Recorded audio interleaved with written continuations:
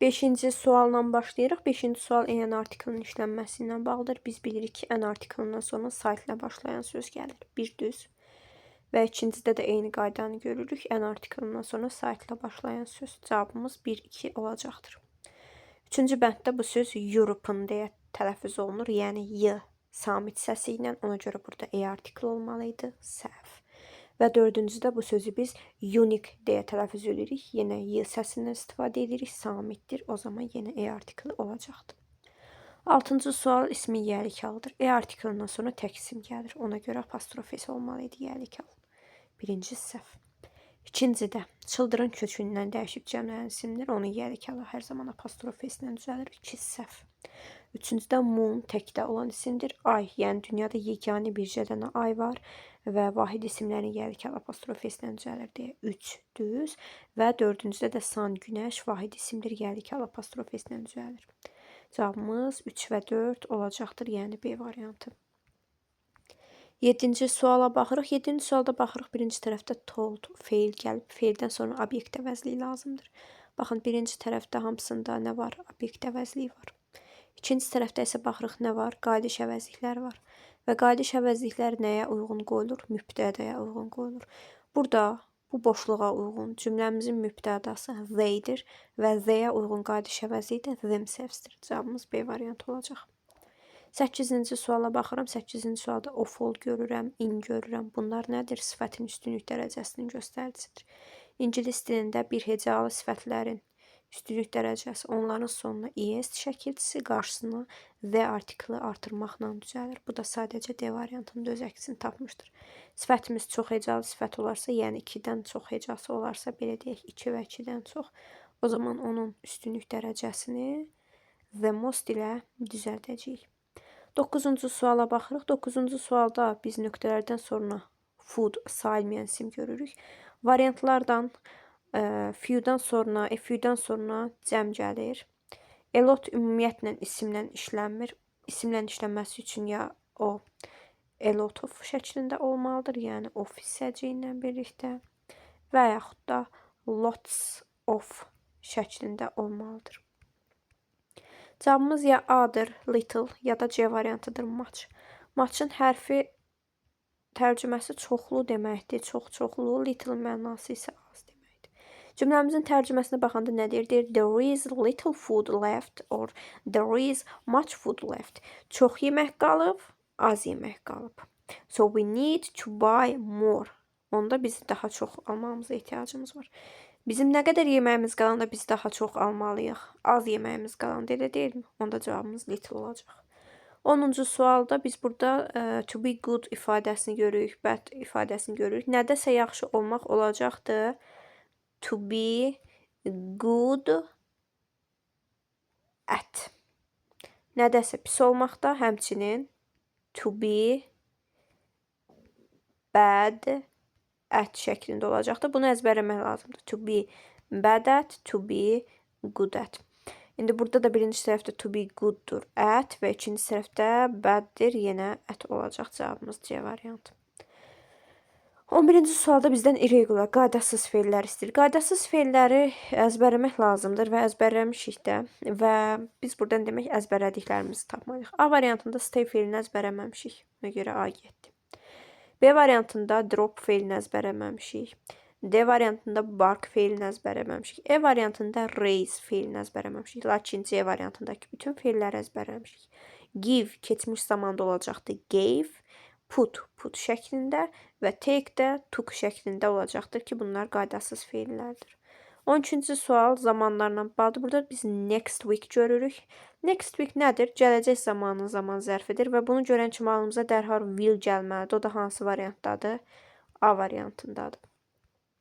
13-cü sualda isə biz nə görürük? At the moment görürük. At the moment görən kimi biz dərhal is, are, am və ing axtarmalıyıq. Gəlin axtaraq görək hansı variantdadır? A variantında. Are watching. 14-cü sualda isə biz last winter sözünü görürük. Last keçmiş zamanın zaman zərfidir və qaydasız feil olduqda təbii ki biz idi feil, idi şəkildə axtarmalıyıq. O da E variantının düz əksini tapıb. Last winter it snowed almost every day in our city. Keçən qış az qala deyir, hər gün bizim şəhərimizə qar yağdı. 15-ci sual ifdir. İfdən sonra biz demişik ki, indiki sadə zaman gələr və ikinci tərəfdə də will, gələcək zaman gələr. Gəlin buna uyğun axtaraq tapaq. Hansı variantda yazılıbdır? Baxın, D variantında birbaşa will yazıb. Olmaz, ifdən sonra will gəlməz. Birinci boşluqda necə biz will qoyaq? Sonra E variantında use'dır, keçmiş zamanda yazıb. C variantı use keçmiş zamanda yazıb. A variantı use uyğun gəlsə də ikinci tərəfdə are uyğun gəlmir. Cavabımız B variantı olacaq. Ifdən sonra indiki sadə zamanla gələcək zamanın işlənməsi adlanır first conditional. Bir də bizim zero conditionalımız var idi. Zero'da da ifdən sonra indiki zamanla, indiki sadə zamanla, indiki sadə zaman işlənirdi. Bu isə hansı cümlələrdə görürük biz bu strukturu? Elmi faktlarda, məsələn, bizim keçən dəfəki imtahanımıza belə bir cümlə düşmüşdü, səhv eləmirəmsə. If you hit the water, it boils. Əgər sən suyu qaynadırsan, isidirsənsə, o qaynayır. Bu nədir? Bir elmi faktdır. Dünyanın hər bir nöqtəsində bu öz əksini tapır. Və bizim cümləmizdə də deyirdi ki, əgər deyir insanlar daha az plastikdən istifadə eləsə, daha az çirklənmə olacaqdır.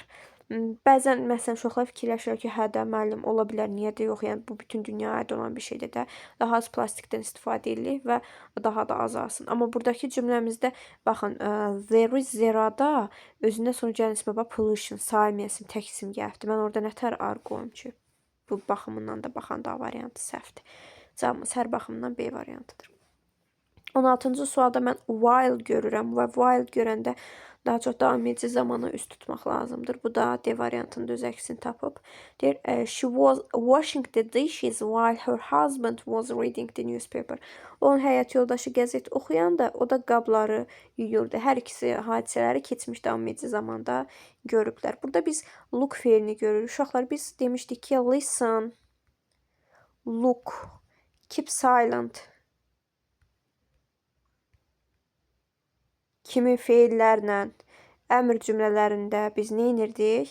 İndiki davam edici zaman seçirdik, elə deyilmi? Onda burada biz 2-ni götürürük. Bir də biz əmrləri hansı zamanda edirik? İndiki zamanda edirik. Də məsələn deyirəm ki, qulaq as, bax, qapını ört, dərsini yaz. Hamısını indiki zamanda əmr edirik də.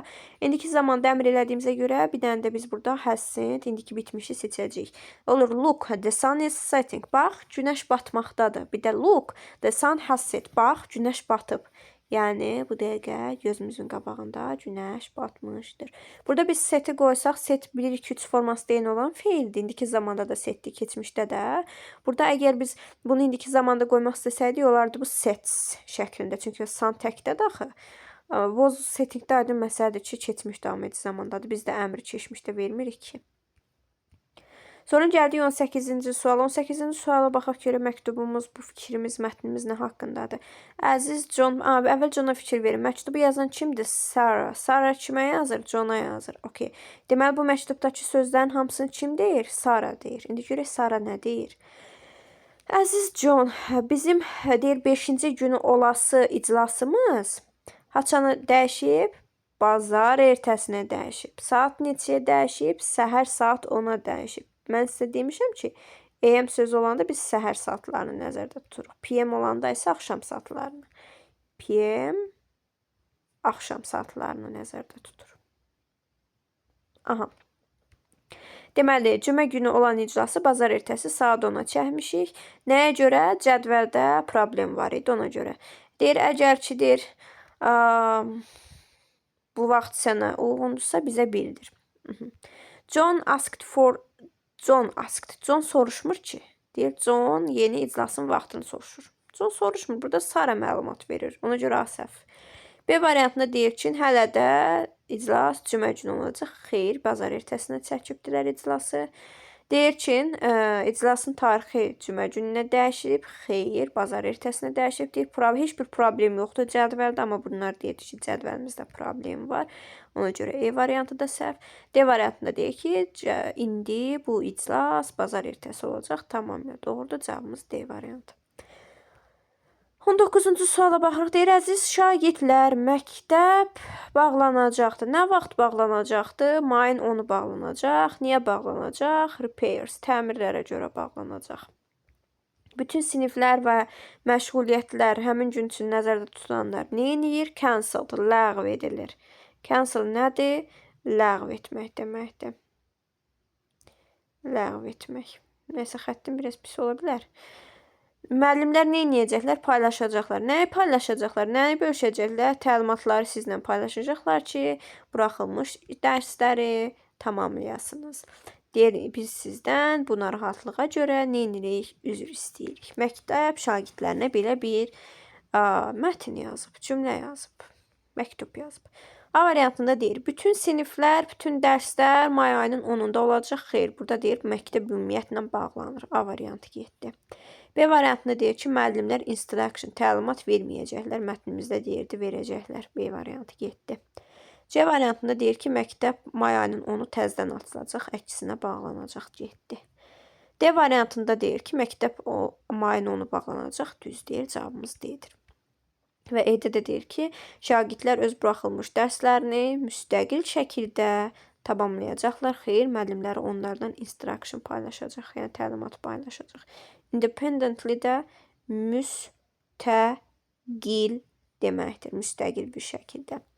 20-ci sualda bizdən səhv fikir istəyir. Deyir ki, get ready to join the city bike race. An exciting cycling event happening on August 15th. Deməli, deyir ki, avqust ayının 15-də baş verəcək bu əyləncəli şəhər velosiped yarışına qoşulmağa hazır ol. Bütün deyir, səviyyədə olan sürücülər xoş gəlir, səfa gətirir. Yarış deyir, yarış iştirakçıları harada sürəcəklər? Küçələr boyunca sürəcəklər. Əgər sən də hazırsınsa, velosipedini götür və əyləncəyə qoşul. Grab götürmək, tutmaq deməkdir. A variantında deyir ki, yarış avqustun 15 olacaq. Düz deyir. Bizdən səhv istəyir də A variantını ona görə götürənmərəm. B variantında nə deyir? Bütün leveldə olan sürücülər olacaq. Bəli, düz deyir. Ya deyir, şəhər velosiped yarışı bütün leveldə olan şəxslər üçündür. Bəli. Sonra C variantında deyir ki, şəhərin küçələri boyunca sürəcəklər, düz deyir. D variantında deyir ki, hər kəs yarışa xoş gəlir, səfa gətirir, düz deyir. Və E variantında deyir ki, təkcə professionallar üçün. Deyir, mətndə biz professional sözünü görmür. Yaxşısını deyir, hamı qoşula bilər. Sonra gəldik böyük mətnimizə. Qəşəng. Neçə dəqiqəmiz keçib? 12 dəqiqə keçib. Bu dəfə sürətliyik. Deyir ki, intuisiya deyir, elə bir təbii bir hissdir ki, bu sənə kömək eləyir ki, sən başa düşəsən, anlayasan ki, bir şeyləri faktsız və məntiqi bir səbəb olmadan başa düşəsən. Məsələn, deyir, əgər sən yeni bir insanla görüşürsənsə, nəsə bir narahat hiss edirsən onlar haqqında. Sənin intuisiyan sənə bələdçilik edir ki, diqqətli ol. Bu deyir, sənə heç bir sübut vermir, amma sənə bir çox situasiyalarda kömək edir. İntuisiyan deyir, səni təhlükəsiz saxlayır, yəni təhlükədən qoruyur. Məsələn, deyir, əgər sən deyir, yolu keçirsənsə, küçəni keçirsənsə, qəflətən hiss edirsən ki, yəni nəsə təhlükədəsən. Bu sənin intuisiyandır ki, səni qoruyur. Bu həmçinin sənə kömək eləyir ki, səhv qərarlar verməyəsən. Təsəvvür elə ki, kimsə sənə zəng eləyir, okey. Və özünü elə aparır ki, pretend özünü o yerə qoymaq, özünü kiməsə bənzətmək, onun kimi aparmaq deməkdir. Və bu adam özünü bankdan olan kimi təqdim edir, aparır və səndən soruşur. Görək nə soruşur? Səndən private, şəxsi informasiyalarını soruşur. Sən də deyir, sənin intuisiyan da sənə deyir ki, nəsə səhv gedir. İntuisiyan deyir də. Ona görə də sən deyir, informasiyanı bölüşməyə dayandırırsan və özünü bu narahatlıqdan, bu situasiyadan xilas edirsən. İntuisiya deyir həmçinin sənə kömək edə bilər ki, sən nəyisə unutsansa, onda da sənə kömək edə bilər. Məsələn deyir, əgər sənin yadına düşmürsə ki, sən açarlarını hara qoyubsan, sənin intuisiyan sənə bələdçilik edir ki, müəyyən yerlərə baxasan. Bu deyir, bu intuisiya yaddaş kimi, məntiq kimi işləmir. Amma sənə faydalı ideyalar verə bilər. Deyir, o həmişə düz deyil. Isn't, isn't. Həmişə düz deyil. İntuisiyamız yəni həmişə düz deyil. Amma ki, bu intuisiya gündəlik həyatımızda bizim üçün faydalı ola bilər. 21-ci sual deyir, mətn nə haqqındaydı? A variantında deyir ki, yaddaşımız gündəlik həyatda necə işləyir, yaddaşımız haqqında deyir. C variantı deyir ki, məntiqi düşünməni inkişaf elətdirməyin yolları deyil. E variantında deyir ki, çətin vəziyyətlərdə səhv etməkdən qaçmaq, bu da deyildi. Mətn intuisiyamız haqqındadır da. B variantı. Qərar qəbul etməkdə intuisiyanın rolu. D variantında da deyir ki, faktların və seçimlərin əhəmiyyəti bu da heç aid deyildi. 22-ci sualımızda bu verilmiş sözün mənasını tapayıq. To be able to bring back a piece of information into your mind. Öz ağlına, zəkana bir informasiyanı geri gətirmək. Yəni biz bir informasiyanı zəkamıza, beynimizə geri gətiririksə, onu xatırlayırıq da, remember. A variantı. 23-də deyir ki, suala cavab ver. Why might intuition stop someone from sharing private details on a phone call? Telefon zəngində intuisiyamız niyə bizi dayandırır ki? Niyə insanlar kimsə dayandırır ki, o öz şəxsi detallarını, informasiyalarını bölüşməsin? Niyə? Çünki burada var idi. Niyə? If your intuition tells you something feels wrong. Nəsə səhv hiss elətdirirsə, deyir, yolunda getməyən şey var. Bu eyni cümlə D variantında öz əksini tapmışdır. Cavabımız D variantı olacaq. 24-də nə deyir? İntuisiya deyir faydalıdır. İntuisiya faydalıdır. Niyə? A variantı o bizə evidence, sübut verir, yox. B variantında deyir ki, vacib faktları yadda salmağa, daha sonra vacib faktları memorize, əzbərləməyə köməyi yox. Sonra C variantı həmişə insanları təhlükəsiz saxlayır. Həmişə, always, həmişə yox, həmişə yox. Sonra burada nə yazıb? It can guide people to uncertain situation. O insanlara qeyri-müəyyən situasiyalarda kömək edə bilər. Bəli, cavabımız elə D variantıdır. E variantında deyir ki, məntiqi düşünməni əvəz edir. Səhvdir.